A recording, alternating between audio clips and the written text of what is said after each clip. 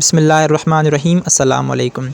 आज फिर से हम मोस्ट इम्पॉर्टेंट और मोस्ट रिपीटेड एमसीक्यूज़ का जो है हमने जो सीरीज़ स्टार्ट की है उसको कंटिन्यू कर रहे हैं। उसका ये पार्ट 4 है। उम्मीद करता हूँ पिछली 3 वीडियोज़ आपने देखी होंगी और आपको बहुत पसंद आई होंगी और क्वेश्चन को आप रिलेट कर पा रहे होंगे कि ये क्वेश्चन जो है काफ़ी मरतबा पूछे भी गए हैं। ठीक है, अगर आपको इस वीडियोज़ की इस सीरीज़ की जो है मज़ीद पार्ट्स चाहिए तो आप मुझे कमेंट सेक्शन में ज़रूर बता दीजिएगा ताकि मैं इस जो है सीरीज़ को कंटिन्यू कर सकूं। ठीक है, तो आज की वीडियो में फिर से हम मोस्ट इम्पॉर्टेंट एमसीक्यूज़ देखते हैं। तो चलिए आज की वीडियो को स्टार्ट करते हैं। सबसे पहला क्वेश्चन है, which act lead to the loss of all administrative powers of East India Company. ये क्वेश्चन जो है आपको घुमा फिरा कर ऐसे भी दे सकते हैं कि ईस्ट इंडिया कंपनी कब डिज़ोल्व हुई, किस एक्ट के तहत डिज़ोल्व हुई, या कब जो है उनसे सारे administrative powers east India company से लिए गए। तो उन सब का जवाब सिर्फ एक होगा, option C. Government of India act 1858 के तहत ईस्ट इंडिया कंपनी को डिज़ोल्व कर दिया गया था और ब्रिटेन ने ऑफिशियली जो है डायरेक्ट टेक ओवर कर दिया था इंडिया पर और लॉर्ड कैनिंग को इंडिया का पहला वाइसराय और गवर्नर जनरल अपॉइंट कर दिया था। अगला क्वेश्चन है, when UN security council adopted resolution 47 regarding the Kashmir issue. UN की जो सिक्योरिटी काउंसिल है जिसमें 15 टोटल मेंबर्स हैं, जिसमें 5 जो है वो परमानेंट मेंबर्स हैं और 10 जो है वो नॉन परमानेंट मेंबर्स हैं, तो उन्होंने रेजोल्यूशन 47 कश्मीर इशू पर जो है कब उसको एडॉप्ट किया था। ठीक है, तो उसका सही ऑप्शन है ऑप्शन बी, 1948 में जो है उन्होंने ये एडॉप्ट किया था। 21 April 1948 to restore peace in Kashmir. अगला क्वेश्चन है, in which district of Punjab is the Kartarpur corridor located. Punjab के कौन से ज़िले में करतारपुर कॉरिडोर लोकेटेड है। करतारपुर गुरुद्वारा एक जो है सिखों की रिलीजियस प्लेस है जो कि काफ़ी सारे सिख वहाँ पर विज़िट करते हैं, तो वो बेसिकली कौन से डिस्ट्रिक्ट में लोकेटेड है पंजाब में। ठीक है, तो उसका सही ऑप्शन है ऑप्शन सी, नारोवाल डिस्ट्रिक्ट में लोकेटेड है करतारपुर कॉरिडोर। अगला क्वेश्चन है, वो was the writer of now और नेवर पम्फलेट। जो पम्फलेट शाया किया गया था 1933 में, उसको जो है किसने लिखा था। ठीक है, नाउ और नेवर, अभी या कभी भी नहीं। ठीक है, तो उसका सही ऑप्शन है ऑप्शन डी, चौधरी रहमत अली ने ये पम्फलेट लिखा था। अगला क्वेश्चन है, when was the 5th census of Pakistan held. Pakistan में 5वीं मरतबा आदमशुमारी कब हुई थी। ठीक है, इस क्वेश्चन का सही जवाब बताकर मैं आपको ये बताऊंगा कि पाकिस्तान में कितनी सेंसस हुई हैं, आदमशुमारी कितनी हुई है और कौन कौन से साल में हुई हैं। ठीक है, इस क्वेश्चन का सही ऑप्शन है ऑप्शन ए, 1998 में जो है पाकिस्तान में 5वीं मरतबा आदमशुमारी की गई थी। ठीक है, और पहली मरतबा कब की गई थी 1951 में, दूसरी मरतबा कब की गई थी 1961 में। ठीक है, तीसरी मरतबा जो है 1971 में होनी थी एज़ पर शेड्यूल। ठीक है, लेकिन आप सबको पता होगा 1971 में फॉल ऑफ ढाका हो गया। इट मीन्स जो हमारा ईस्ट पाकिस्तान था, ठीक है, वो हमसे अलहदा होकर वो नया कंट्री बन गया बांग्लादेश। ठीक है, जो कि आज बांग्लादेश के नाम से जाना जाता है। तो उस वजह से मुल्क में अफरा तफरी का माहौल था। इस वजह से जो है सेंसस को 1971 से डिले कर 1972 में जो है वो सेंसस हुई थी। और जो है चौथा सेंसस पाकिस्तान में कब हुआ था, वो हुआ था 1981 में ज़ियाउल हक के दौर में। और पाँचवा मैंने आपको बताया कि 1998 में हुआ।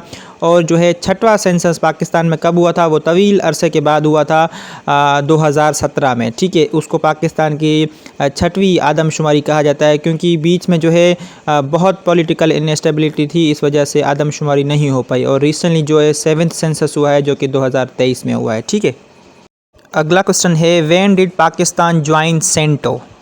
पाकिस्तान ने सेंटो को जो है कब ज्वाइन किया था। सेंटो जिसका फुल फॉर्म है सेंट्रल ट्रीटी ऑर्गेनाइजेशन। ठीक है, तो उसका सही ऑप्शन है ऑप्शन सी, पाकिस्तान ने 1955 में जो है सेंटो को ज्वाइन किया था। और जो है पाकिस्तान ने इसको लेफ़्ट कब किया था, ये क्वेश्चन भी काफ़ी मरतबा पूछ लेते हैं। तो पाकिस्तान ने और ईरान ने जो है साथ में लेफ़्ट किया था 1979 में। ठीक है, एक और क्वेश्चन आ सकता है कि सेंटो को हम और क्या बोलते हैं। ठीक है, और सेंटो का दूसरा नाम क्या है, ऐसे भी आ सकता है। ठीक है, तो सेंटो का दूसरा नाम है बगदाद पैक्ट। ठीक है, जो कि साइन हुआ था between Iran, Pakistan, Turkey, UK वगैरह इनके बीच में। अगला क्वेश्चन है, who wrote the book reconciliation Islam democracy and the West. ये बुक का नाम बताया हुआ है, इसका राइटर कौन है, ठीक है। तो उसका सही ऑप्शन है option A, Benazir Bhutto was the writer of reconciliation Islam democracy and the West. एक और क्वेश्चन आ सकता है कि बेनज़ीर ने दूसरी कौन सी किताब लिखी थी, तो वो लिखी थी डॉटर ऑफ डेस्टिनी, ठीक है। ये क्वेश्चन भी पूछ सकते हैं कि वो road the daughter of destiny book, ठीक है, तो वो बेनज़ीर है। अब बेनज़ीर का यहाँ पर जिक्र आ गया तो हम जुल्फ़िकार अली भुट्टो के बारे में थोड़ा सा देख लेते हैं कि उन्होंने कौन सी किताबें लिखी थी, क्योंकि ये तकरीबन हर टेस्ट में आते रहते हैं, बुक्स का जो है उसका राइटर पूछ लेते हैं, ठीक है। तो जुल्फ़िकार अली भुट्टो की जो बुक्स अभी तक मैंने सुनी है वो 3 सुनी हैं जो कि जुल्फ़िकार अली भुट्टो ने लिखी हैं, और भी बहुत लिखी होंगी लेकिन मुझे अभी जहन में नहीं है। एक है इफ़ आई एम असैसिनेटेड, दूसरा है मिथ ऑफ इंडिपेंडेंस, तीसरा है द ग्रेट ट्रेजेडी, ठीक है। ये तीनों बुक जो है जुल्फ़िकार अली भुट्टो ने लिखी थी। जुल्फ़िकार अली भुट्टो जो कि पाकिस्तान के पहले सिविलियन चीफ मार्शल एडमिनिस्ट्रेटर थे, ठीक है, जिन्होंने 1973 वाला कॉन्स्टिट्यूशन दिया था जो कि अभी तक वर्किंग है। अगला क्वेश्चन है, वो is the supreme commander of armed forces in Pakistan. Pakistan में आर्म्ड फोर्सेस हैं, उनका सुप्रीम कमांडर कौन है, पाकिस्तान के आइन में जो लिखा हुआ है, ठीक है। तो उसका सही ऑप्शन है option C, president is the supreme commander of armed forces in Pakistan, ठीक है। प्रेसिडेंट जो है प्राइम मिनिस्टर से एडवाइस लेकर फिर चीफ ऑफ आर्मी स्टाफ को अपॉइंट करता है, ठीक है, जिसका टोटल टेन्योर 3 साल होता है। यह क्वेश्चन भी आ सकता है कि चीफ ऑफ आर्मी स्टाफ का जो है टोटल टेन्योर कितना होता है, वो होता है 3 साल, ठीक है। और पाकिस्तान का प्रेसिडेंट कौन है अभी, आरिफ अलवी, और पाकिस्तान का अभी रिसेंटली प्राइम मिनिस्टर कौन है, वो है शहबाज शरीफ। अगला क्वेश्चन है, वो road the book Jinnah of Pakistan. ये क्वेश्चन जो है SPSC की टेस्ट में आया, रिसेंटली अभी आया था, ये टाउन ऑफिसर की टेस्ट में भी आया था, और पाकिस्तान स्टडी का जो है सब्जेक्ट स्पेशलिस्ट का पेपर था उसमें भी आया था, ठीक है। जिना ऑफ पाकिस्तान जो बुक है वो किसने लिखी है, उसका राइटर कौन है, तो उसका सही ऑप्शन है ऑप्शन ए, स्टैनली वोल्फर्ट जो है उन्होंने लिखी है जिना ऑफ पाकिस्तान बुक, ठीक है। एक और क्वेश्चन आ सकता है, जिना का जिक्र आ गया तो एक और बुक लिखी गई थी माय ब्रदर, ठीक है। ये क्वेश्चन भी दे सकते हैं कि वो road the book my brother, तो माय ब्रदर बुक किसने लिखी थी, वो लिखी थी फातिमा जिना ने, जो कि कायदे आज़म की बहन थी, जिनको मादर मिल्लत का लक़ब भी दिया गया था। अगला क्वेश्चन है, the cabinet mission was arrived at India in. Cabinet mission जो है इंडिया में कब अराइव हुआ था, ठीक है। ये क्वेश्चन बहुत इंपॉर्टेंट है, इसके हवाले से जो एक्स्ट्रा इन्फॉर्मेशन मैं आपको बताऊंगा वो आप जो है बुक और पेन लेकर उसको नोट डाउन कर लें, क्योंकि ये सवाल बहुत रिपीट होते हैं, ठीक है। इस क्वेश्चन का सही ऑप्शन है ऑप्शन ए, 1946 में जो है कैबिनेट मिशन अराइव हुआ था इंडिया में। अब वाइसराय के बारे में काफ़ी मरतबा पूछा जा रहा है, ठीक है। मैं कुछ इन्फॉर्मेशन आपको बता देता हूँ। ये पूछा जा रहा है कि जब ब्रिटिश इंडिया था उस वक्त इंडिया का सबसे लास्ट जो है गवर्नर जनरल या वाइसराय कौन था, ठीक है। तो लास्ट में सबसे लास्ट गवर्नर जनरल कौन था ब्रिटिश इंडिया का, तो वो था लॉर्ड माउंटबेटन। उनसे पहले कौन थे, वो थे लॉर्ड वेविल, ठीक है। उनसे पहले कौन थे, वो थे लॉर्ड लिनलिथगो, ठीक है। उनसे पहले कौन थे, वो थे लॉर्ड इरविन। ये 4 मुझे ये मैंने आपको बता दिए, आप सीक्वेंस में याद कर लें, ठीक है। आपसे पूछ सकते हैं कि सेकंड लास्ट कौन था, थर्ड लास्ट कौन था, या फोर्थ लास्ट कौन था इंडिया का, ब्रिटिश इंडिया का वाइसराय, ठीक है। अब कुछ और क्वेश्चन जो है वो जो है टेस्ट में आना स्टार्ट हुए हैं, ख़ास करके जो कमीशन की टेस्ट होती है ना वहाँ पर, ठीक है।